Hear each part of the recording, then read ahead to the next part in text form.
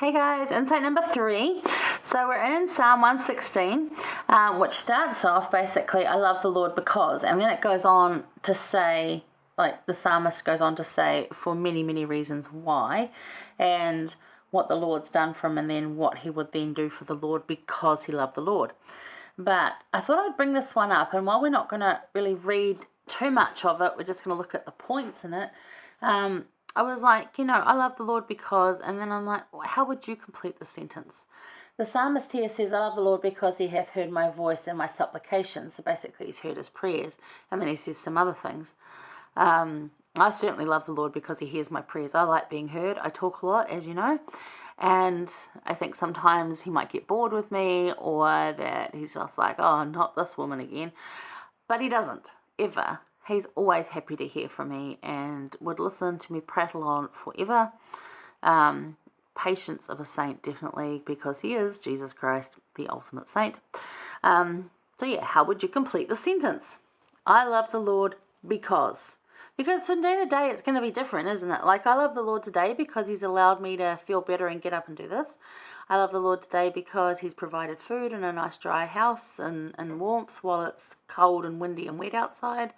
I love the Lord because he's the Lord, because he is who he is. So it's going to change for us all the time. So think maybe every day, maybe ask yourself in the morning or even at night. Part of that gratitude that you have, or that thanksgiving that you want to do, I love the Lord because, and then finish the sentence. But the psalmist here gives so many examples of why they love the Lord. Do any of these resonate with you? Have a look at them. So some of them are, he listens, he delivers, he gives rest, he blesses without measure. Do any of those resonate with you? I would hope they do. I think they would. I think most of us would say that we know he listens, delivers, he gives rest, and then he definitely blesses without measure. Which is a concept our human brains just don't seem to grasp. We want to measure everything. So to know that we're going to get blessed without measure, it's just something that's just not, our humanity is just like, we think we understand that, but we really don't. And you know why? Because they keep surprising us, right? Yeah. So I call upon the Lord and give thanksgiving. A sacrifice? Because he says that, actually. He says, where is it? In verse 17, I will offer thee the sacrifice of thanksgiving and call upon the name of the Lord. Sacrifice? I will offer to thee the sacrifice of thanksgiving. Is thanksgiving a sacrifice? Is it? In this instance, the sacrifice is a pouring out of you.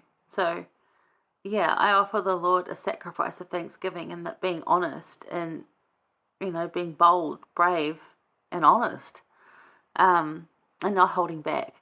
And my sacrifice is my thanksgiving, in that we don't do burnt offerings anymore.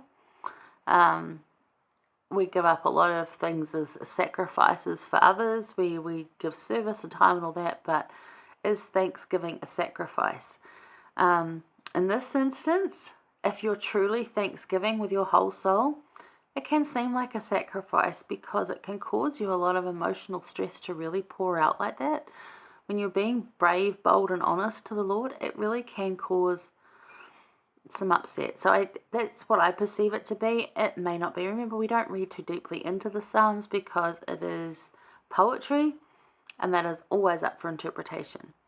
But I don't know that you might even agree that, Thanksgiving is a sacrifice. But I'm saying in this instance, I felt like that the sacrifice was in the giving and the pouring out of our souls completely and honestly. Because that does feel like a sacrifice sometimes. It makes us open up and let go of expectations. Remember, we talked last week about let Jesus be our only expectation.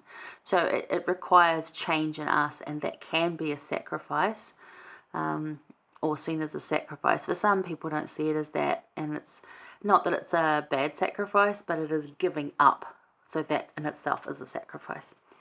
Anyway, Elder Uchtdorf, he said, Heavenly Father is not waiting to love you until you have overcome your weakness and bad habits.